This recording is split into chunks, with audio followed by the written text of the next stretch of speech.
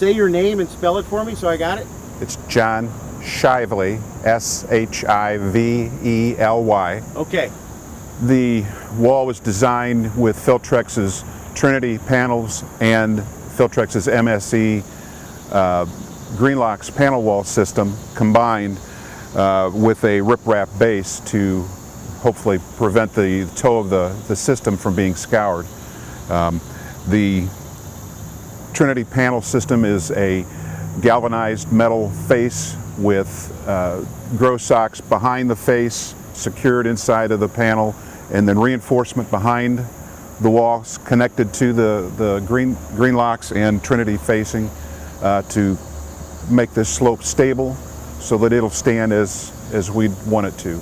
The nice thing about the facing is we can plant that facing and have it green instead of concrete. So. Okay. What was the big challenge coming in here? The challenge in any site like this is being able to build this in the footprint of the project without getting onto the neighbor's property. We have to excavate to get the reinforcement behind the face, build the wall up, get it in place while everything stays stable, and stay out of the water. So. Okay. Well, the big challenge that you always have when you're dealing with a stream bank is that in the lower levels where you've got a lot of flood pressure when you get heavy rains, you've got to have a real structural system that'll withstand that pressure. But higher, what you want is really a softer system that will in fact enhance the way the vegetation looks to the naked eye as somebody walks up and looks at a project. So we've got good function at the lower levels to hold the bank in place even under extreme storm pressure, and above it we're going to have what looks like a beautiful garden. Okay. You know, it really was one of those projects that was ideally suited for us, and the Metropolitan Sewer District is now trying to change the way that they handle their water. They'd rather have a green system that will in fact take that water, reincorporate it into the ground than to have to treat it. And so that means that when you're dealing with a stream bank, you want to get away from hard surfaces. What you want to do is you want to have something with a lot of vegetation that'll take up a lot of water and not put it into the stream. So when they looked at our systems, they said, well, what can you give us that's both green, soft, and structural? And so we came up with our Trinity system, which actually is a wire-facing unit with a full vegetated sock behind it. And then above that, when we got above the high water mark, we went with our Greenlocks system, which is a softer system, our sock wrapped with GeoGrid, and supports good vegetation growth. Awesome. Yeah, absolutely. For the last 50 years, we've been using concrete and block. And of course, as we've had more and more projects, then the economies of scale come into place, and it's driven the price down.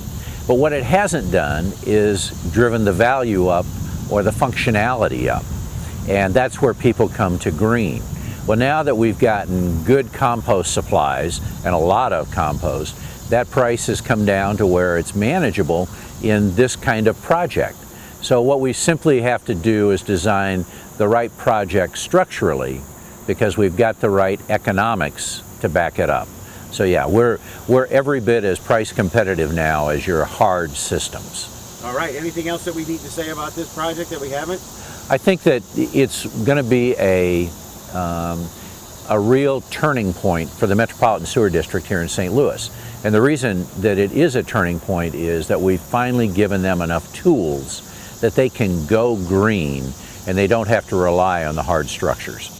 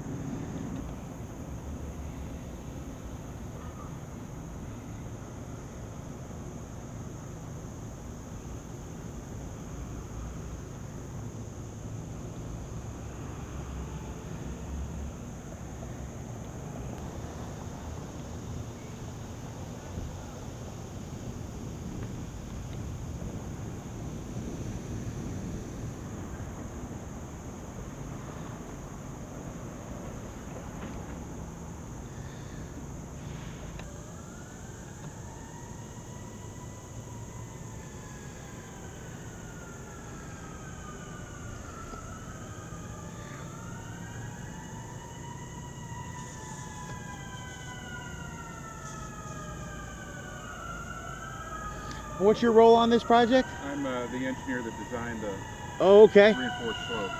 You want to talk about that?